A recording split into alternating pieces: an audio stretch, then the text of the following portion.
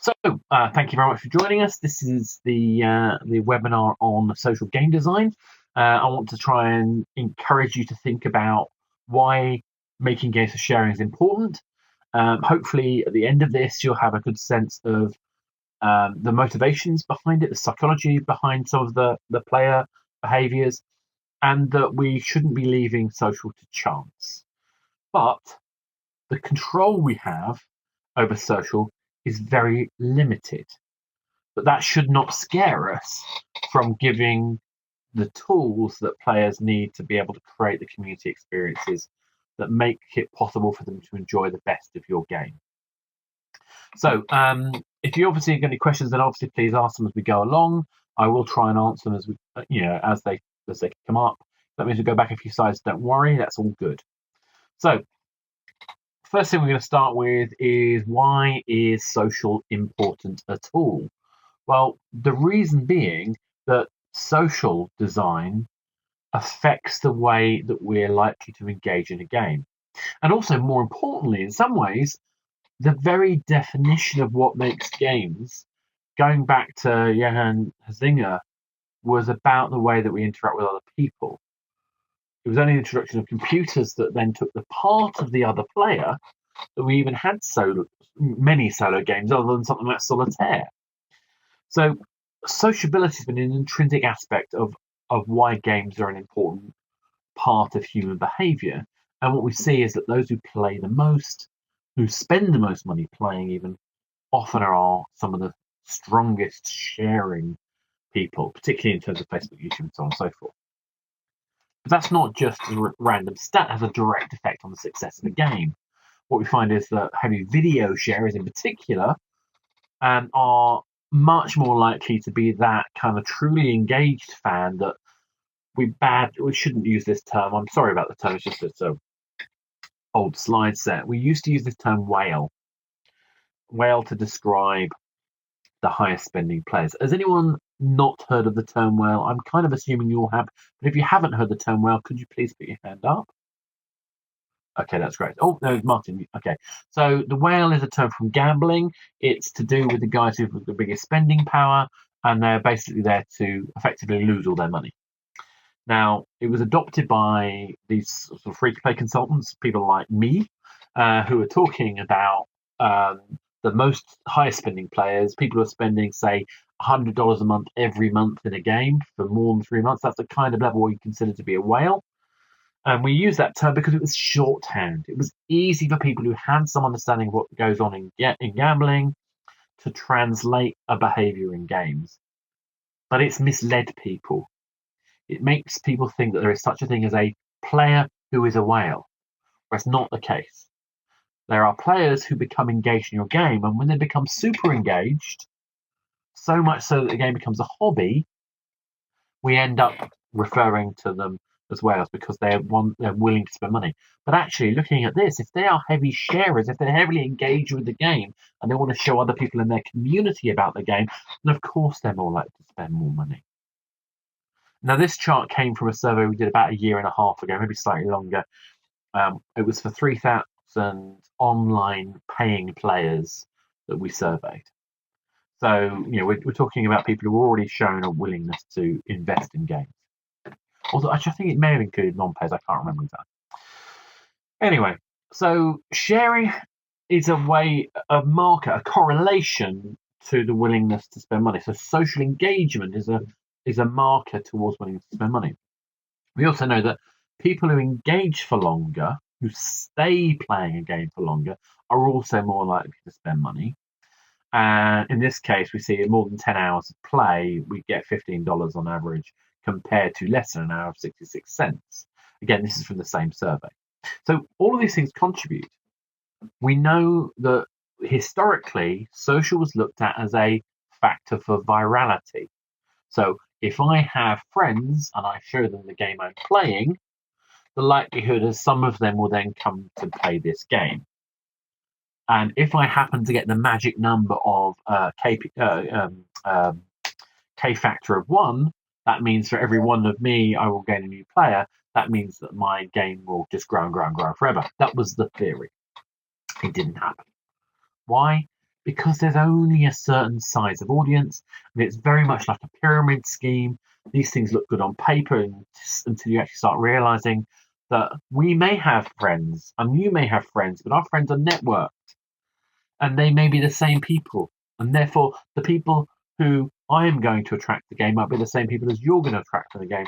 And therefore, over time, the virality argument becomes more problematic. But fortunately for us, virality isn't the only argument for making social games work.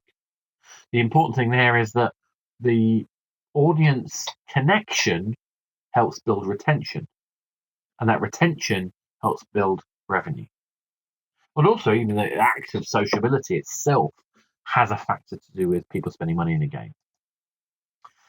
This is actually from a piece of work done in the 1960s, taken for an analysis of how players, not even to do with games, completely unconnected to games.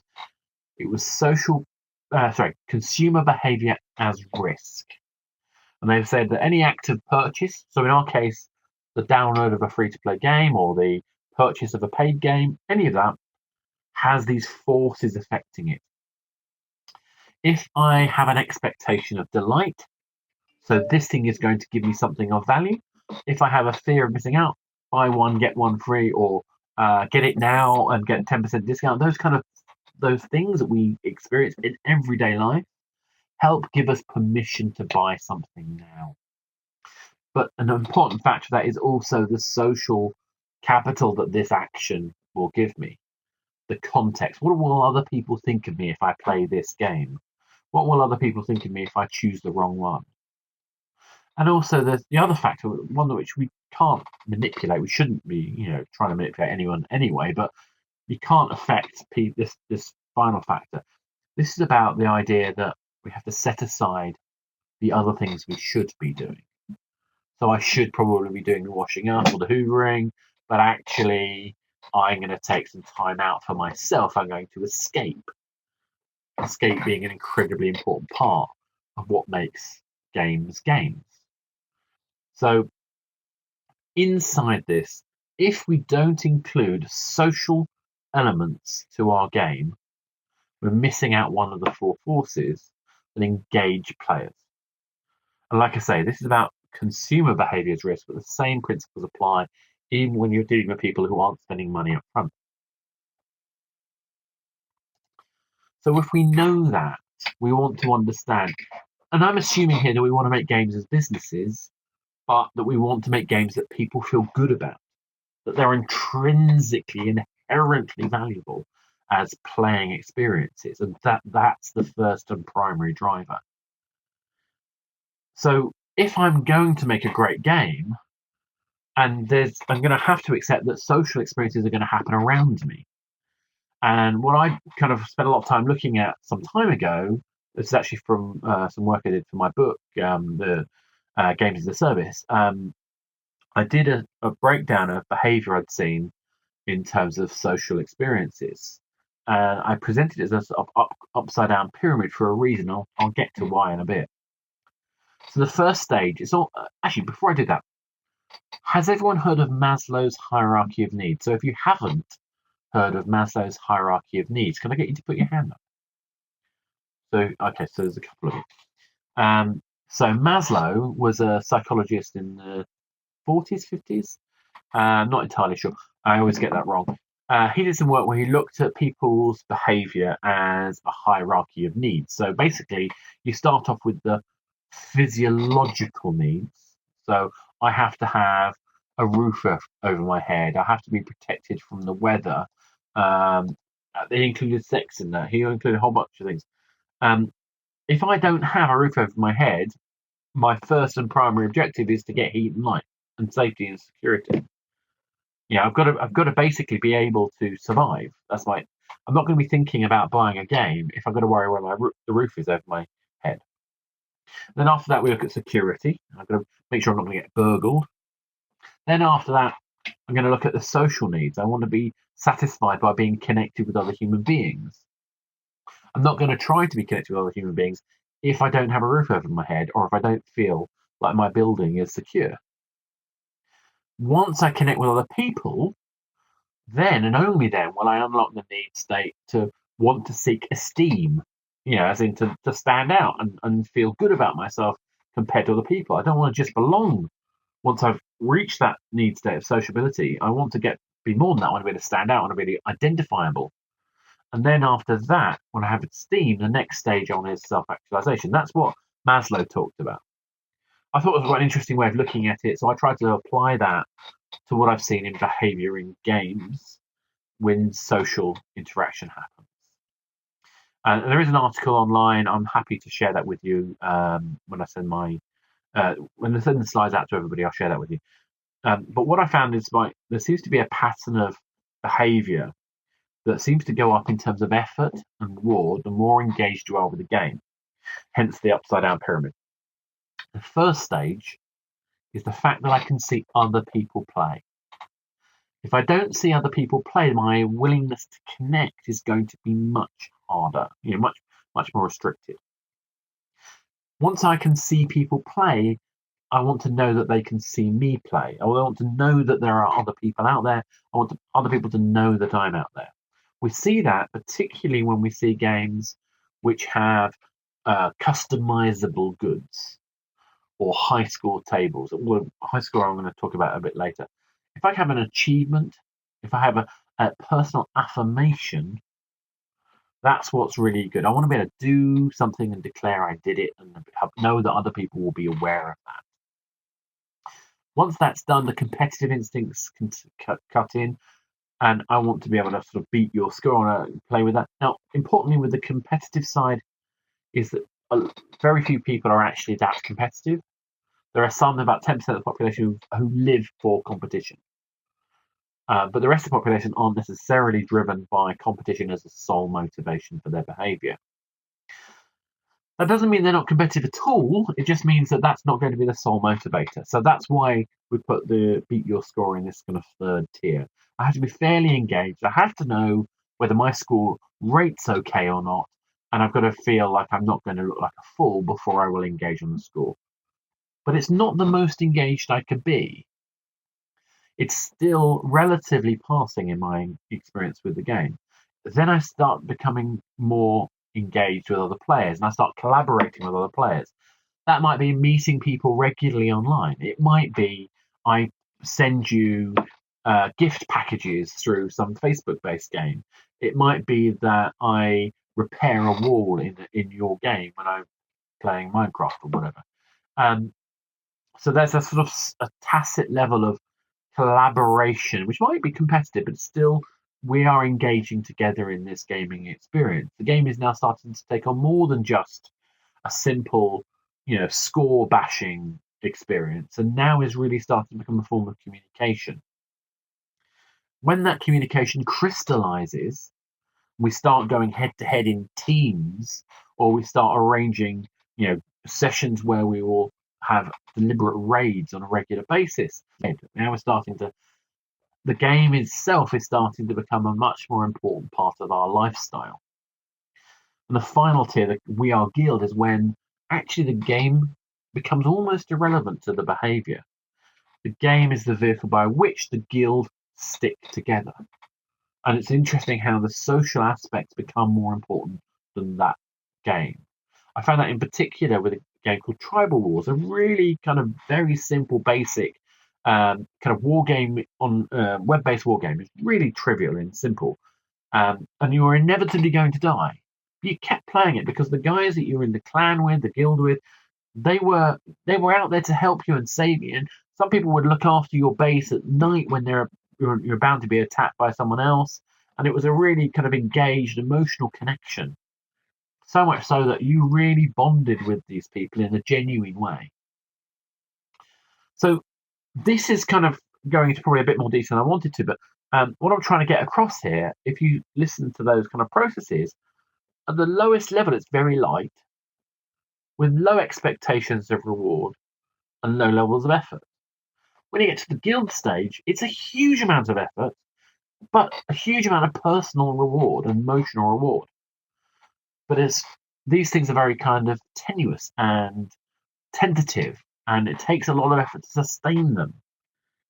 Now, Obviously, some games can retain a lot of momentum because they've got enough people who will support each other throughout that pipeline. But if you don't think of it, your community as a pipeline, as a funnel, you're going to struggle because you're not going to be able to sustain it to the extent that you could.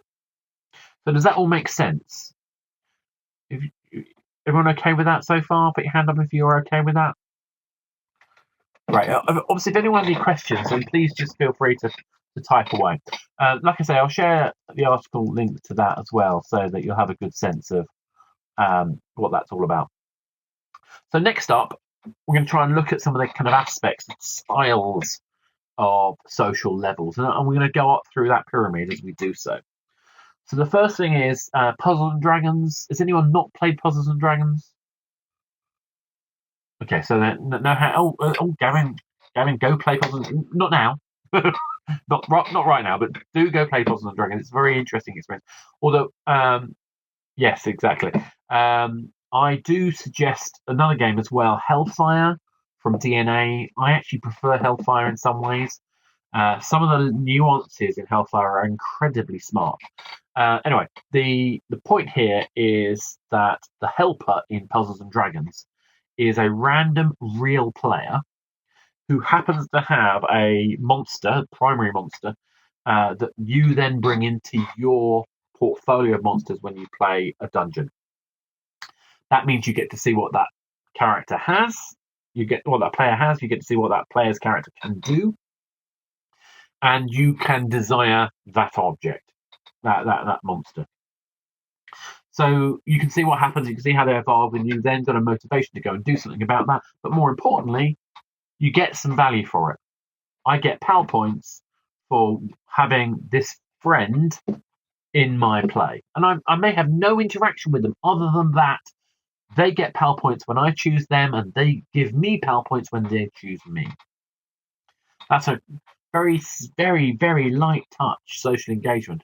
But I know I'll be letting down Daniel or whoever else the player might be if I don't turn up and use him, because he's not then going to get the PAL points. He then won't get the random gacha. He then won't get the next monster. He won't be able to use it to upgrade his better monster. I won't be able to use that better monster in my next attack. So Wanderers is a social mechanic, but we undervalue it in Western culture because it's so tainted by you remember the era in Facebook gaming where people used to add thousands of friends just to get resources? That's left a nasty, bitter taste in a lot of people's mouths. And it's definitely not a good behavior. But in the Asian market, Mafia Wars, exactly. I actually quite like Mafia Wars, but I was never the kind of person who was going to basically sell my friendship connections in order to get more points. Anyway, in the Asian market, these kind of games are very popular, and you can see why, because you have this range of social engagement without having the embarrassment of actually having to talk to people. So that's a really kind of powerful way to think about social aspects at a low level. Now, this is another one I'm going to show you. That is me. There is a video here. Let's see if the video works. Sometimes when I play the video, the webcam drops out. If the webcam drops out, don't worry, we'll just carry on as audio. But let's see if we can play back this video. Now, another warning, I don't know what the audio levels are going to be like with the video, so it might be worth if you're listening on headphones just to sort of be prepared to take them off in case it's too loud. So just warning. Actually, tell you what, I'm going to turn the volume down here slightly. Let's see if that helps. So that's not too loud, hopefully. So this is me playing this platform game, enjoying it, doing the tapping and all that. Very simple tapping. I use the head and then I get revive. I'll try that again. And as you'll see, unfortunately, I died. So that was fun for me to put that together and just play that and share that. And I didn't do it because I expected anyone to watch it. I did it because I thought it was quite a fun thing to have. It was a statement of my personal affirmation. I enjoyed playing this game. I wanted to tell the world without any particular meaning attached to that. That's a really interesting thing about sort of social tools, is the realization that sometimes they're not intended for any audience other than my own personal pleasure. And thinking about how you use that, how use that sounds bad, but how you enable players to communicate their affirmations. And there's a particular media many of us know and use regularly, which is exactly that same kind of behavior, and that's why Twitter works so well. Twitter is all about that personal broadcast affirmation. It's not really designed for conversation. It's really designed for that personal affirmation.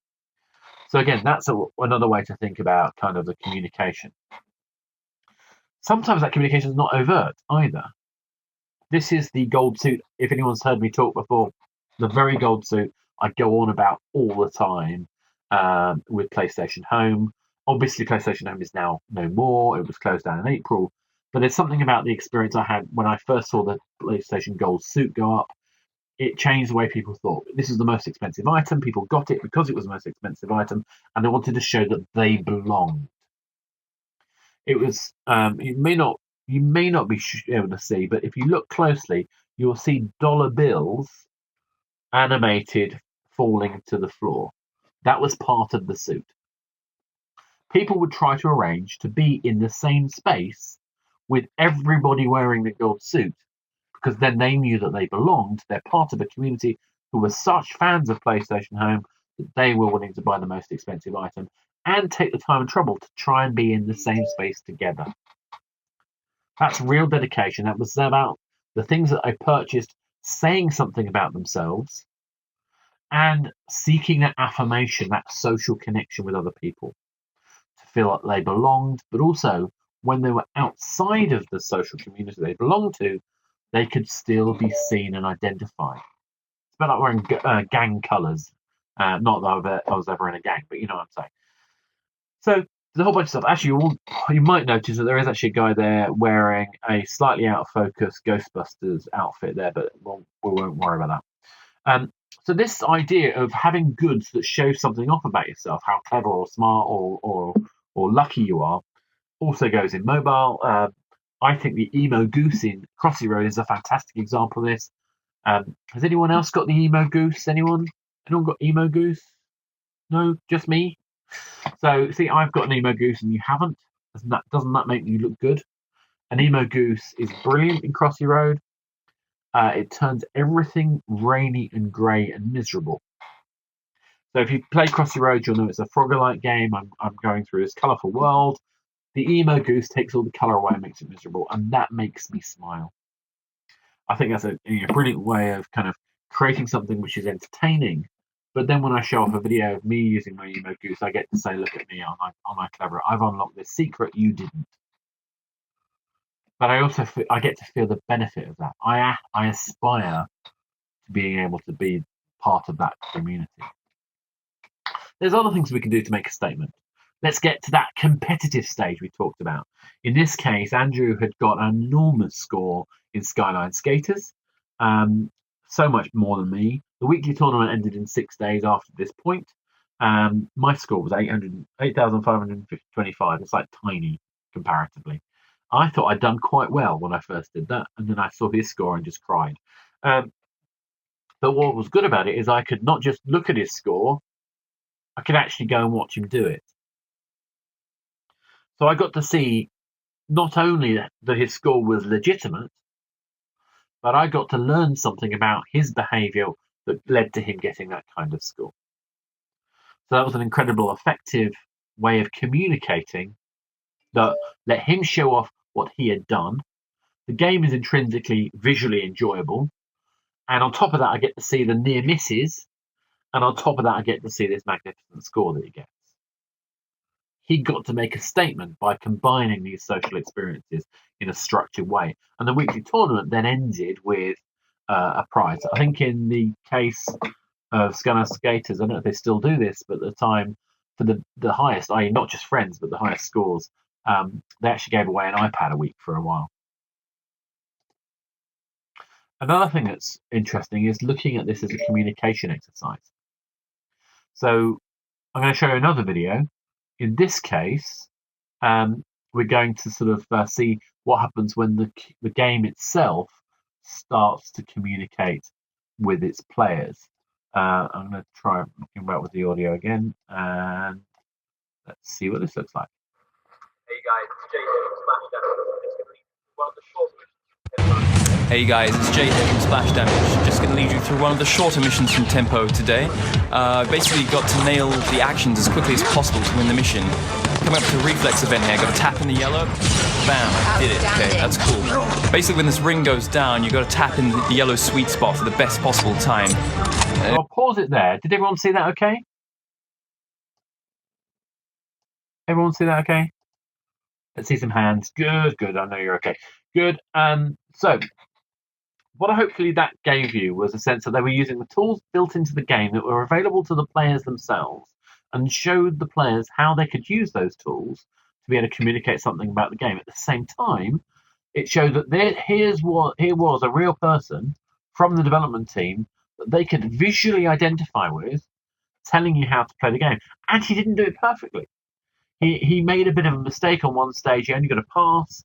He was honest and open about that. He then later on in the video talks about how he had to get a perfect in order to complete the level properly, and that was a really kind of a real moment. That was a very authentic moment, and you felt like you understood how to play the game better as a result. So realizing that tools like this can start to become a two-way communication, not just a one-way communication. This is where collaboration starts to fit in, and the collaboration not just within player groups, but also between the game developer and the player. We can start being a part of that community ourselves and seeding the interest because we're delivering authentic conversations with our players. So this is another one I think is really fascinating. Could I get you to put your hand up if you know what wheating is? Anyone know what wheating is? Oh, yeah. Anyone else? Oh, a couple of you. Okay. So, for those of you who don't know, I will try to explain. I'm not very good at explaining this one because I've never done it. However, it's basically a kind of shorthand. In Heyday, there is a nice little kind of roadside shop that you can put goods in and set a price for them, and then you can trade goods. Fine. The trouble is there's no communication. I can't tell you what I want, and I therefore can't fix the right price or swap for other goods. So let's say I want, I can't remember what all the goods are in Heyday now, but let's say I want iron ore, whatever that might be, and you want melons. I have no idea if they're goods in Heyday. It's been so long since I played it, I can't remember. But I don't want wheat. But I still put a 1 wheat at 1 coin in the front of my shop. Then we can use personal messaging to basically put up, what do I want? Here's a whole bunch of melons, and then you put on your store, in the back of your store, a whole bunch of iron ore. And then because we've done personal messaging and forums, we now know what we each other want. We agree a trade, we do the trade, everything's fine and dandy. But the message, the communication of that was done through placement of a single wheat and a single coin. So what I'm saying about that is that that's a particularly esoteric knowledge that applies to people who play Heyday. If you don't play Heyday, you don't know the rules. If you don't engage with the community, you don't know the language that's being communicated by the placement of a wheat. If you do know those things, boy, are you part of a secret society. You know something really fundamental to the game that other people don't. In fact, that even the game developers didn't know. The game developers didn't make this a feature. It was a trick, a workaround put in place by the players themselves. They agreed a behavior to make it possible to trade effectively. So that kind of understanding that the tools that you put together are going to be perverted for the benefit of the players. They're going to do things which you never expected, and some of those things are going to be amazing. Wheating is an amazing thing. Some of those things are not going to be so good. My favorite example of that uses the letters TTP.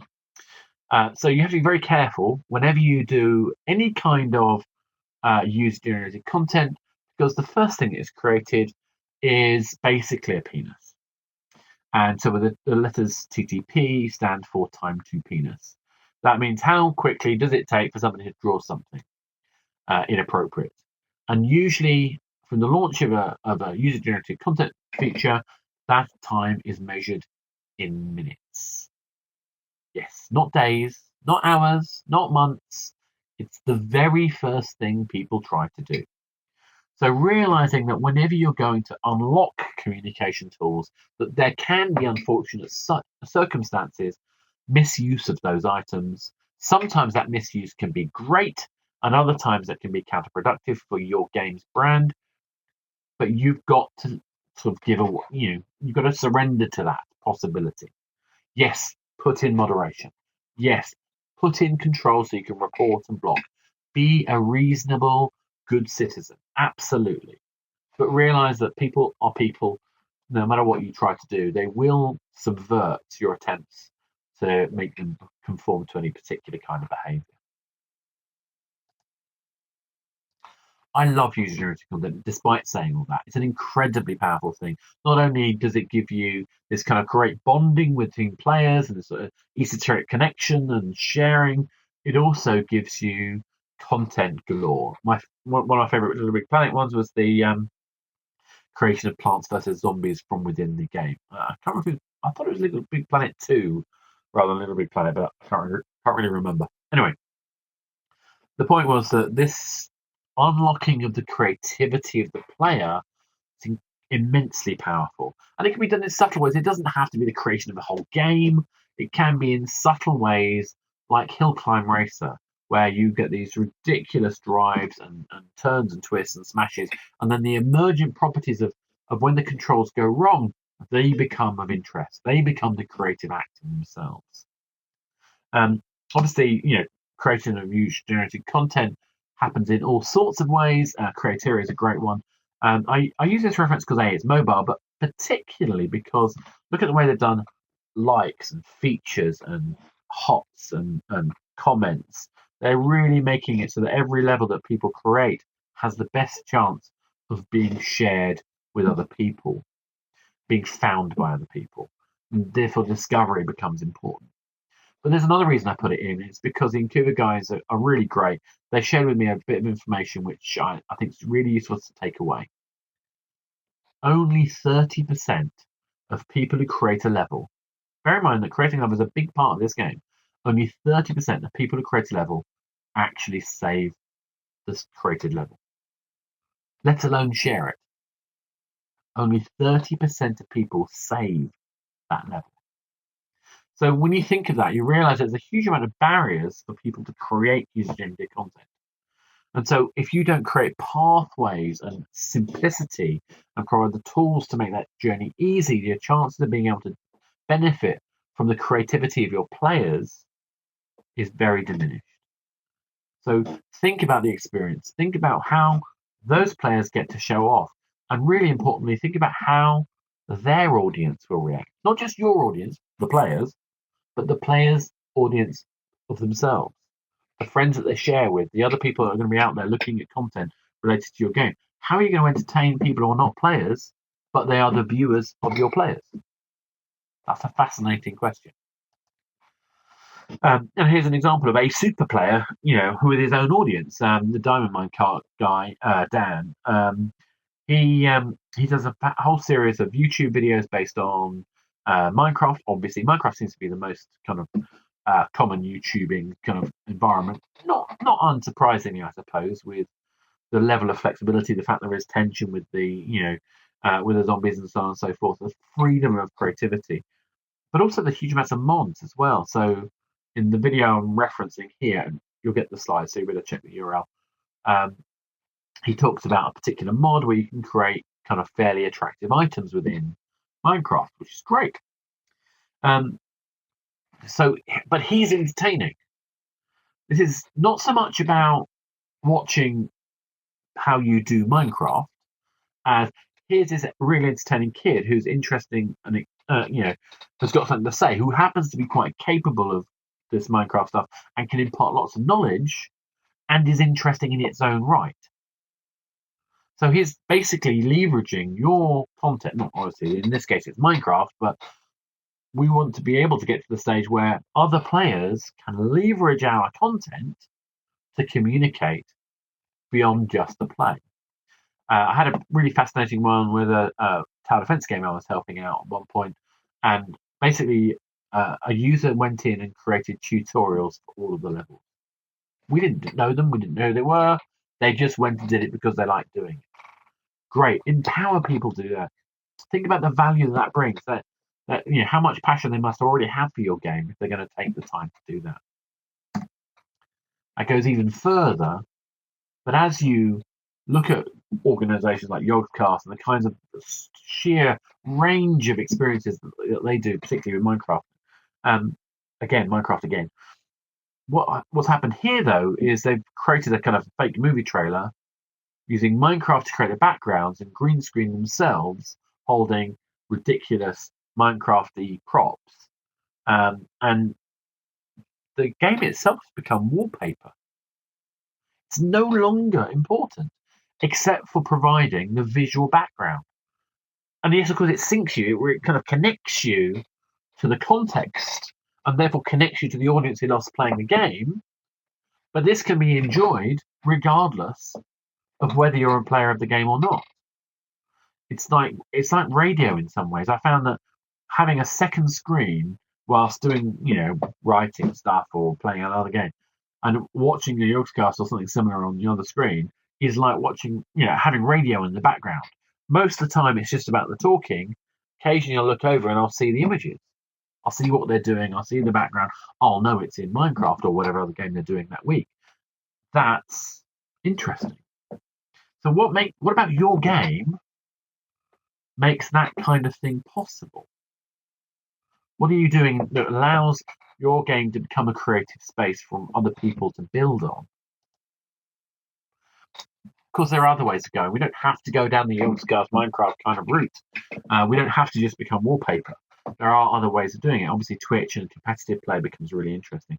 The way they have demonstration games, the way you just watch some really good people playing against each other, and that becomes an entertainment form in itself.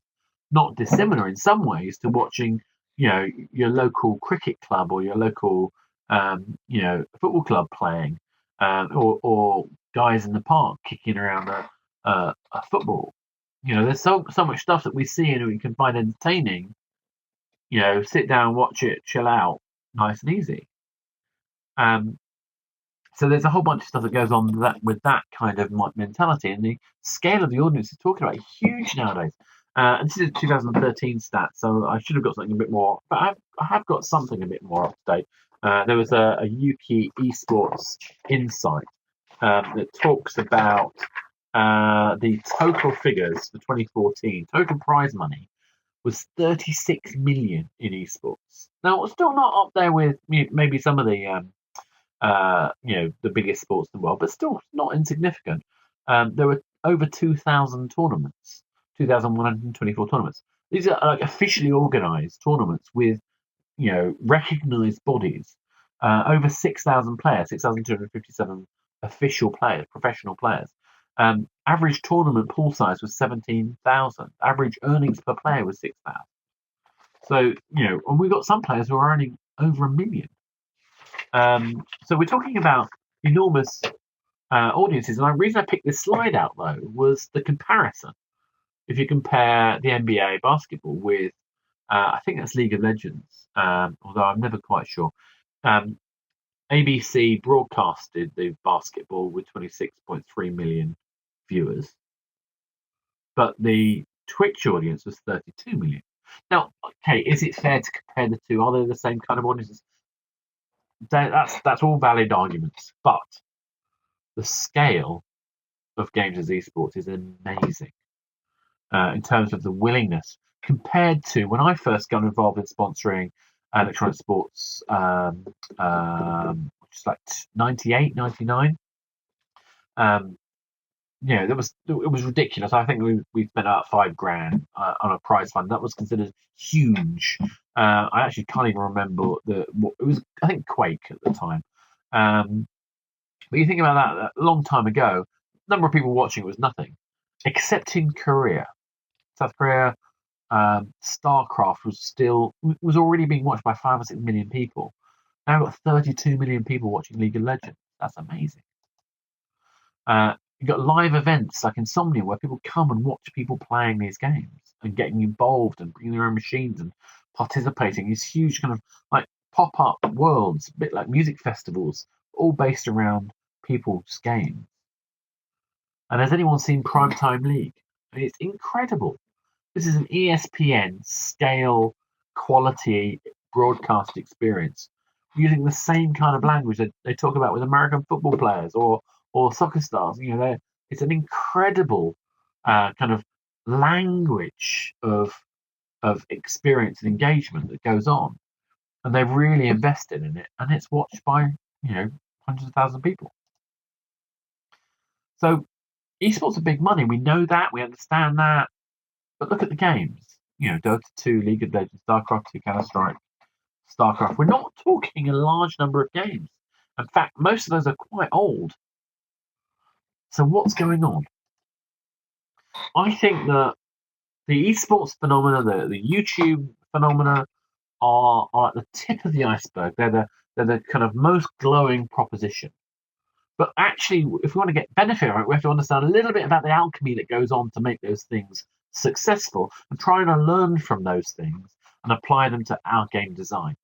So we have to look at our game design and think, okay, where are we going to get these qualities? Can we get these qualities? Now, we may not get all of these qualities, but if we can at least think about them, it's going to increase our potential. Social zeitgest, so timing. Not much we can do about timing, but what we can do is to think about not just is our game the next Angry Birds, but why would our game replace Angry Birds? I'm not saying Angry Birds is the best example, but let's say, I don't know, you pick the game that you're targeting. Why is your game adding something to the experience of Clash of Clans, or the experience of Candy Crush, or the experience of, like I say, Angry Birds? What's the target game you're trying to replace? Don't just try and be the next one. Bring qualities that make your audience desire your game more. And then social identity. Why will people associate themselves? Why align themselves to the community of your players? What is it about your game, the art style, narrative style, engagement type? What is it that makes them go, I belong to that game? Niche law seems to be part of that. So I'm not saying you want to overly complicate games at all, far from it. But is there enough depth for people to understand the nuances of challenge and skill, of detail, of history, of strategy? What is it about your game that has enough depth to be able to hold an ongoing conversation between players? But the last piece is the hardest one in some ways, and also the easiest one to understand. Brand reach. Scale matters. Have you invested in the right level of communication, the right level of marketing, the right level of consumer engagement to get your game out to enough people? You don't have a lot of control. The chances of you making a game which is going to be the next esport is very tiny. But the chance of you being able to increase your engagement and to get more retention and thereby have a more successful game actually is in your hands by learning from these techniques. So essentially it comes down to communication. Social aspects all about how we use the tools within the game to communicate emotions, experiences, and create shared experiences. Why is communication inherently worthwhile in your game? Have you considered what that communication does for you and how it empowers players to do what they want with your game? There's a technique, a psychological model which looks at relationships between human beings. I'm going to completely steal it and repurpose it I don't have any data to prove it's right. It feels right. And so far, it seems to work for me. And that is to look at the way relationships work. So we don't stay in a marriage or a friendship relationship just because we're happy. In fact, to be happy, essentially, we can break it down in a kind of systematic way if we want, in terms of how much effort do I put in, how much reward do I get out. Nice and simple. Okay, real relationships aren't as clear cut as that, but if you do break it down, you could kind of understand effort, reward, that works. I'm putting less effort in that I'm getting back from having a relationship, therefore I'm happy. But that's not going to keep me in the relationship. What if my expectations of the amount of benefit I get from this relationship are higher? Now, I'm not going to be happy if my expectations are higher than what I'm actually getting. If I have unrealistic expectations on a good relationship, that's going to damage a good relationship. If my expectations are low, maybe I'll put up with a relationship which is not so good. Now, the other aspect of it, which is often neglected, is that there's a third cog in this wheel. Because we don't have the only potential relationship in our hands right now. There are other relationships out there, in our case with other games. And right now, there's an almost infinite supply in the sense that there are more games than I could possibly play in my lifetime, more good games than I could possibly play in my lifetime. And in February alone, 362 new games were released every day. So there's nothing to stop there being new relationships. The question is, what's my expectation of the effort and reward for joining those relationships, those engagements with those games? Now, if you don't have a social component to your game, you're not going to have enough to hold your audience playing your experience. So it's very sobering when you realize if there's a whole bunch of people out there playing this other game and they clearly have a bond and they're clearly talking to each other and communicating with each other, that's going to detract from your game. It's going to take away players from your game if you haven't considered that yourself. So think about that. Stability in a relationship is not just about the realities, it's also about the expectations. There's a whole bunch of things we also need to think about. I'm not going to go into detail because we've only got like 10 minutes left. It's about things like replayability versus a sense of purpose. Many esports go as far as ensuring that start conditions are identical. We need to go that far. What keeps people playing over a longer period of time is not necessarily what makes something replayable. Sometimes you can break that up by having core loops and context loops and metagaming loops, all of which have different elements that provide for you. What's the player preparation stage? What's the in-play upgrade path?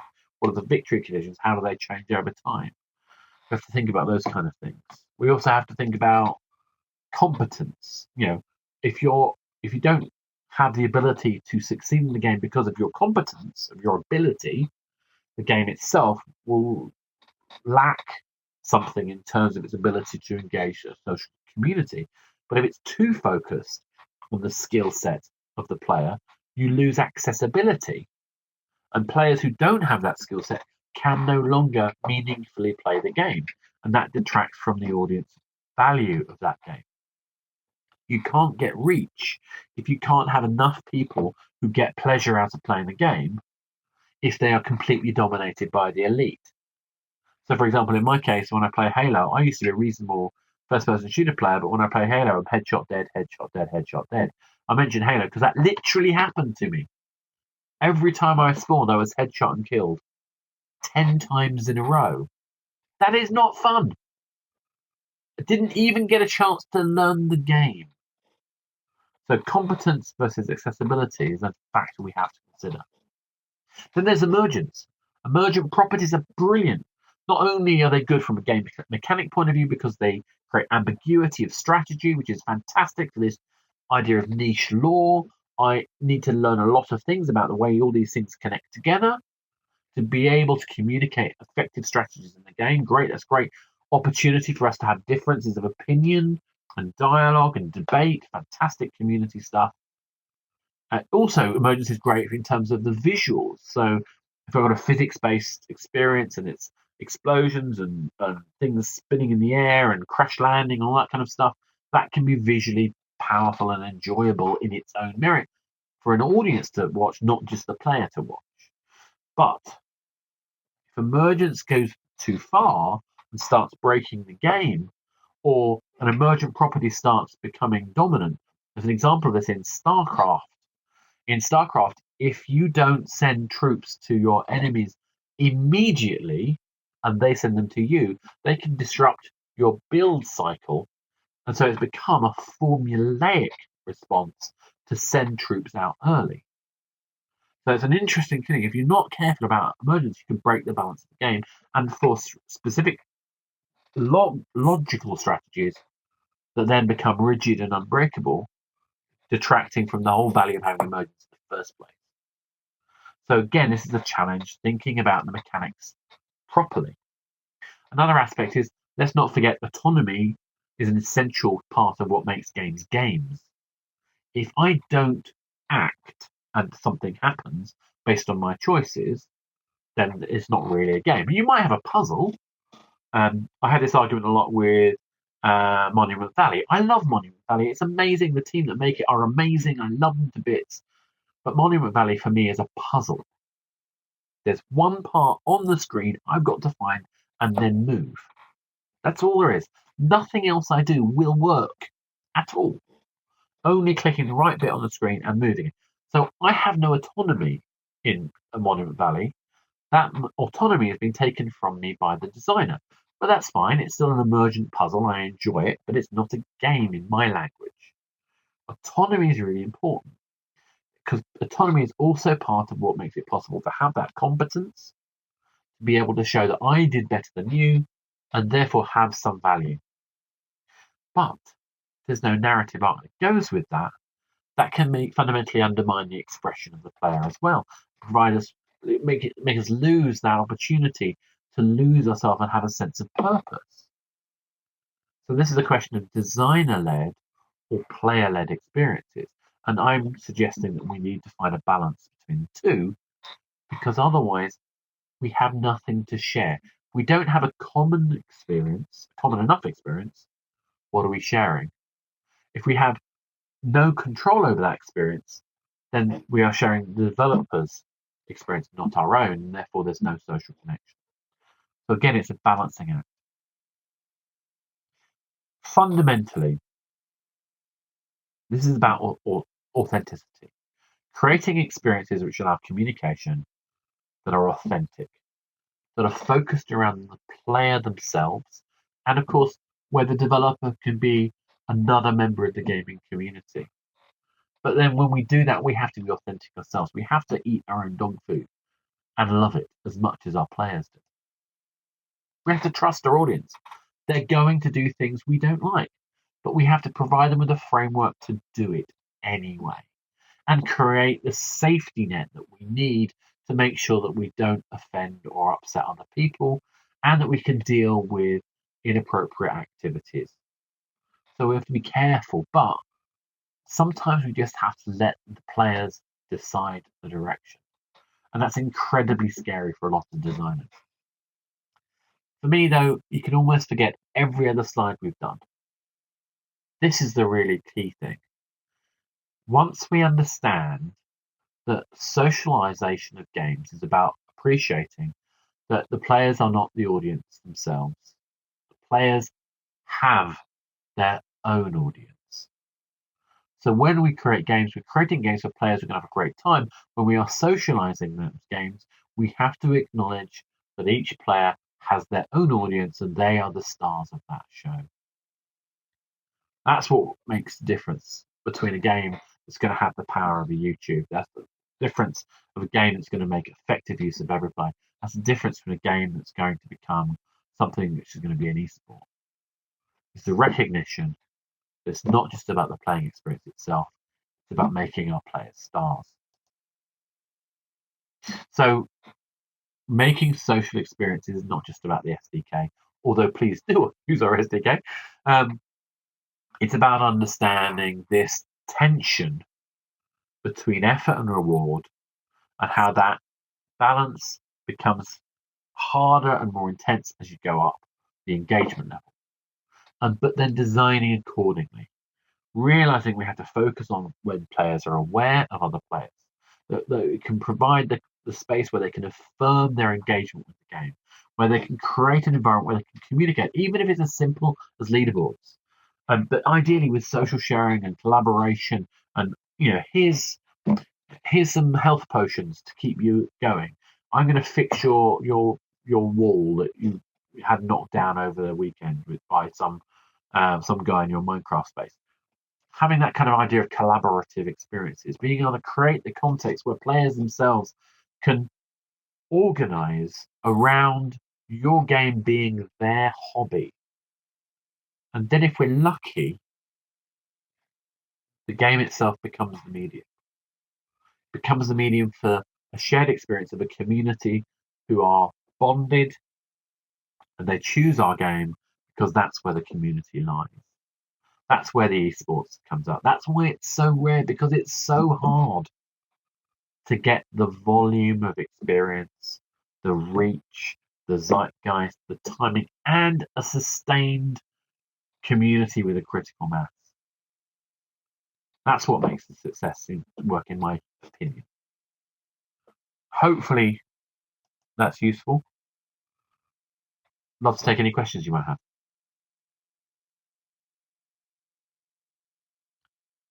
Have I stunned people? or are you still asleep?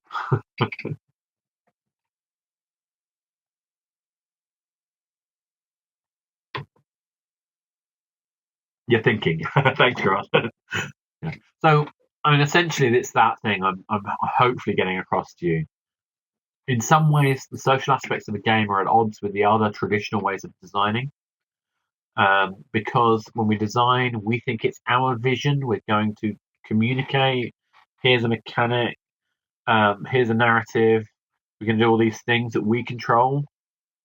But actually, social is about giving that control away to the player. In fact, I argue that that's a good thing for design. That's a really powerful way to communicate when you actually are providing a tool and a context in which the tool is used. So this is the way that the games are. They are a tool and a context for communication.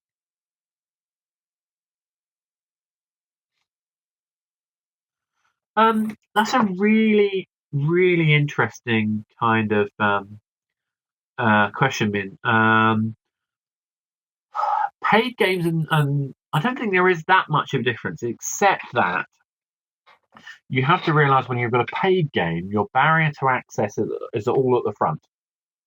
So if you're going to make a socialized paid game, which is a little harder, I would argue, you would need to find a way to engage that community who have yet to pay, so they would desire the action. Now, Minecraft happens to have done that. I mean, it's actually the worst business model for that game imaginable, a pay up front. When you think about the server hosting and the management and the kind of ongoing updates and all that kind of stuff, why you'd have a paid game, I mean, in this day and age, would be, it just drives me nuts.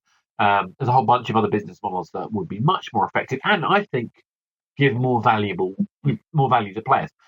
But paid does have a big advantage. It gets people over the learning curve. Paid also has the advantage is that you as a player know you have already invested all you need to. You don't have to invest anymore. So the reason for saying all that is that that's part of this baggage we talked about, these forces on us. If you want somebody to have a socialized paid game, you have to have a sufficient engagement and excitement and expectation and delight to get them over the paywall.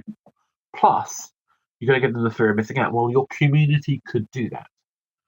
If you provide the right level of tools and the right support, and that is directed outside, not just to the players, but the people who have yet to pay, that's when you can get the social stuff happen. Does that make sense, man?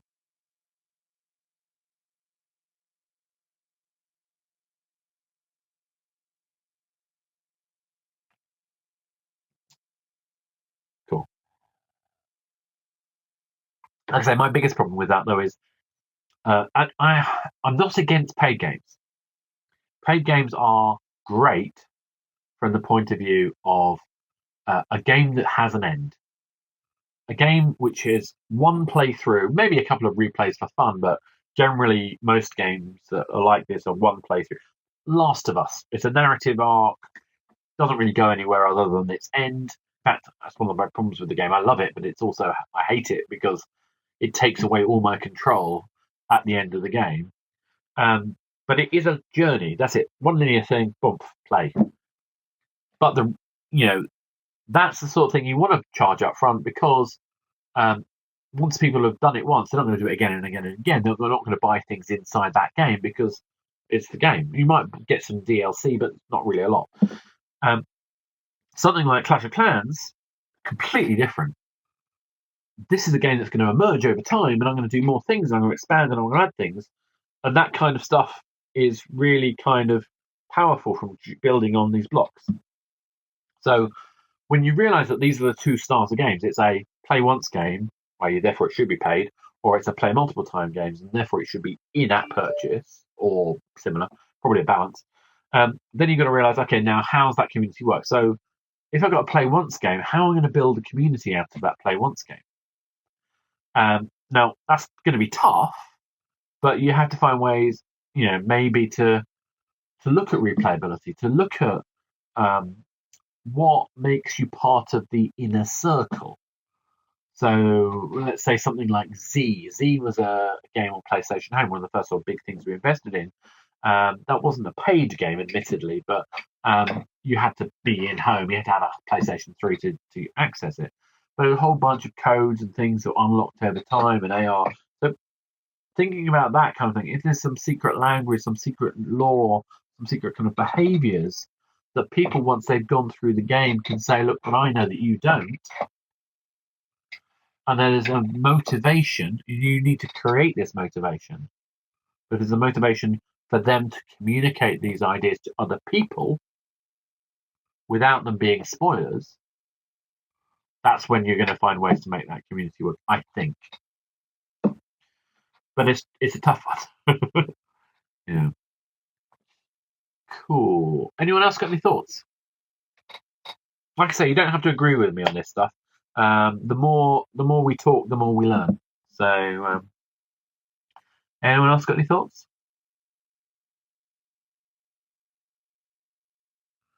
Looking very quiet, folks. Okay, so in that case, let's wrap up. Obviously, feel free to email me or